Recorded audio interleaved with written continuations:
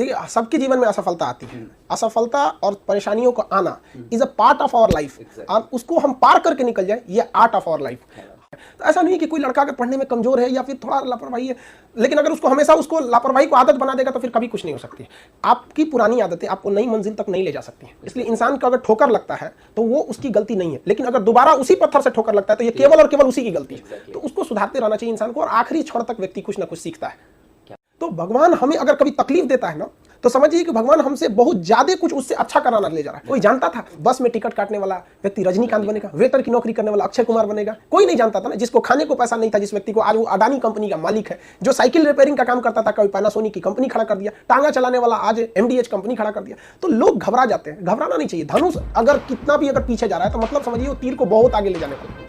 पानी में अगर आप अंडा को डालेंगे तो उबल के वो हार्ड हो जाता है, आलू को डालेंगे तो अपने आप को पिघला के नरम कर लेता है, लेकिन चाय पत्ती डालेंगे तो पानी को बदल देता है। तो हमें परिस्थितियों से नहीं घबराना है, परिस्थितियों को अपने कदमों की तरह कुचल के रख देना है कि देख तुझसे मेरे हौसले कितने बड़े हैं। और उसको भी लगे, परिस्थितियों को भी लगे, और आसमान और तारों को भी लगे कि नहीं भैया हिंदुस्तानियों से नहीं टकराना, क्योंकि यहाँ चीनी हथौड़ी वाला भी उठाता है तो पहाड़ चीर देता है। वो तो लड़के इतना ठोकर खा जाते हैं कि ठोकर भी शर्मा जाता है, कहता है कितना ठोकर देंगे इसको, कहीं ना कहीं सेटल करा ही देते हैं इसको। जो महाभारत में कर्ण का जीवन देखिए, क्या दुनिया में कोई उससे ज्यादा दुख सहा है?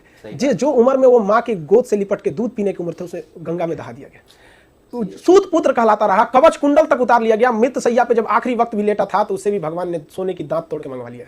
कोई उससे जो बड़ा दुख सहा है नहीं सह सकता। कर्ण हारा नहीं हराया गया है, अर्जुन जीते नहीं जिताए गए। जिस रथ पर तीनों लोग के मालिक बैठे हो, उस रथ को अगर कर्ण अपने बाण से 2 कदम पीछे ढकेल देता है तो उसे आप योद्धा नहीं कहे। जिस दिन अपनी रॉयल्टी देखनी है, अपनी औकात देखनी है, तो अपने पिताजी का पैसा इस्तेमाल करना छोड़ दीजिए। शाम तक आपको अपनी औकात समझ में आ जाएगी। आप अपना पेट नहीं पाल सकते हैं, प्यार करने निकले हैं। शाहजहां ने भी ताजमहल बनवाया था तो खुद के पैसे से। क्योंकि लाइफ बड़ी अजीब चीज होती है, जब तक आपको समझ में आएगी आधी बीत चुकी रहती है।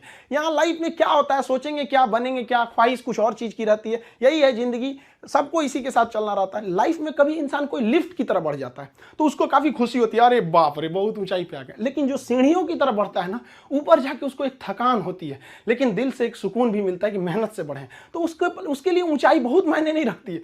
तो जो लोग देखिएगा ना उतराने लगते हैं, अहंकार कर देते हैं, उस सबसे लिफ्ट से बढ़ा है सब वहां पे। तो जीवन में कभी किसी को अहंकार तो करना ही नहीं चाहिए यहाँ पर, और ना ही दूसरे की बुराई करनी चाहिए। दूसरे की बुराई से कोई फायदा नहीं मिलता है। आपस में मिलजुल कर रहना चाहिए। बुझ जाते हैं कभी दिए तेल की कमी से भी, हर बार कसूर हवाओं का नहीं होता है। ये बेचारा छोटा बच्चा को देखिए ना गुल्लक लगा रहा है यहाँ पे, किस लिए? कि भाई कभी इमरजेंसी में काम आएगा, पढ़ाई लिखाई में काम आएगा। टेंशन नहीं लो बाबू, अभी खान सर हैं, पढ़ने के लिए कभी गुल्लक या खेत नहीं बेचना पड़ेगा आपको। जब तक हम हैं पढ़ाई को इतना सस्ता बनाएंगे कि कभी भी पढ़ाई किसी गरीबी की वजह से किसी की पढ़ाई नहीं छूट सकती है। आखिर में हम आप सबसे यही कहना चाहेंगे कि ये दुख, ये दर्द, ये गम, ये सब तेरे अंदर है। तू खुद के बनाए पिंजड़े से बाहर निकल के देख, तू अपने आप में एक सिकंदर है।